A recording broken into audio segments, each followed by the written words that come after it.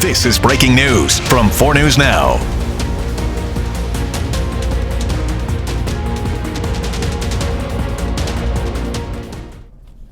Good afternoon. We begin with breaking news in the kxly-plus-daily rundown. The Supreme Court has spoken regarding the abortion pill. The dueling rulings between a Washington and Texas judge, and the Supreme Court has issued an administrative stay. Now, what that is not a ruling either way, agreeing with either judge, but it allows the current abortion pill rules to remain in place while they consider the Supreme Court's next steps. Now, this is mainly targeting the abortion pill mifepristone, and while the Texas judge is calling on the FDA to remove its approval, a Washington judge recently countered that with their own ruling, and that will now send that decision to the Supreme Court, and the Supreme Court this morning ruled an administrative stay. So access to the abortion pill is still available while the Supreme Court considers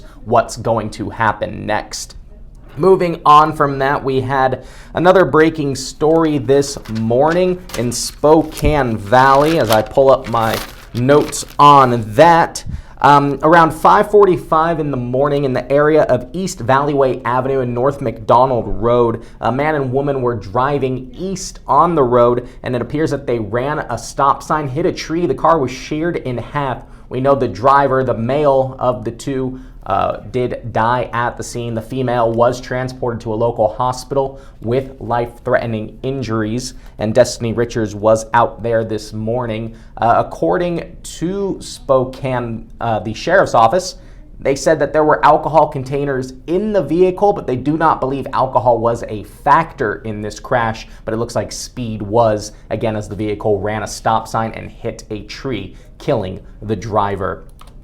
Jordan Smith today is working on a story following up on the standoff in South Spokane yesterday. It began around 6:30 p.m. when law enforcement was watching an individual, and then a standoff began near Glen Rose and 54th Street, and that forced Moran Prairie Elementary School to be on lockdown, and nearby extracurricular activities had to shelter at the school as well. Neighbors reported hearing gunfire, and the Spokane Sheriff's Office reported that there was an exchange of gunfire, but did not say if the suspect was hit. And then after about several hours, closer to around 11 p.m. at night, the suspect was eventually taken into custody and taken to the hospital for treatment.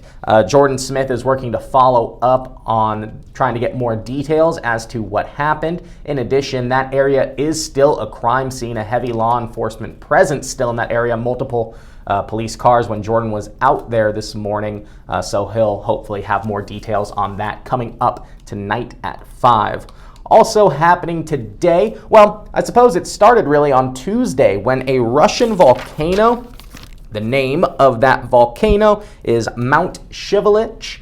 Now that erupted on Tuesday, and due to the air patterns and a jet stream has brought ash over into the Washington and Idaho area, so much so that it's actually impacting flights locally, with Alaskan canceling flights at SeaTac. In addition, Spokane International Airport is also having some flights impacted. The National Weather Service has issued a significant meteorological information advisory. Not easy to say. What shortened is SIGMET, which is a lot easier to say, and that just means there is risk of ash in the air, and what that does is it could get clogged into airplanes' jets, their engines, so they are impacting flights again at SeaTac and in Washington and Idaho. So if you are flying today, be sure to get the latest information on your flight to be sure you're not impacted.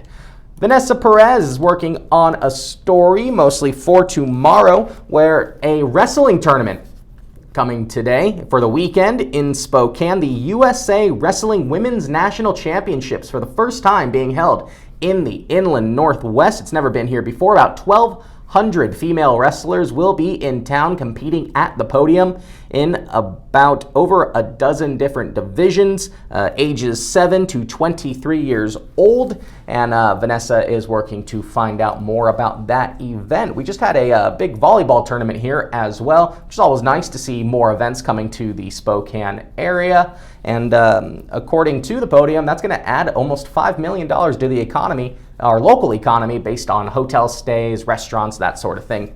So, also, the Spokane Indians, they've started off their season 2-1. They play tonight, the Eugene Emeralds, at Vista Stadium, 6:45 p.m. But the game we're more excited about is tomorrow at 5:09 p.m., where you may just notice 4 News Now's chief meteorologist Chris Crocker throwing out the first pitch tomorrow at the Spokane Indians game. So if you are going to the game, be sure to look out for her, and hopefully she pitches a strike. But we will be sure to make fun of her if she doesn't. And in the vein of Chris Crocker, let's take a look at the forecast today. Clouds and mild this afternoon. There's going to be a continuing trend of cold starts in the morning. Light winds and scattered showers will continue for the next couple of days. But fortunately, that warmer weather is moving into the area. As you can see, we're going to be in the high 50s tomorrow, touching 60 Sunday. And then, unfortunately, it's going to cool back off as we head into Monday. Evening rain Sunday night into Monday, and then a big cool off next week, making it a little more spring in Spokane.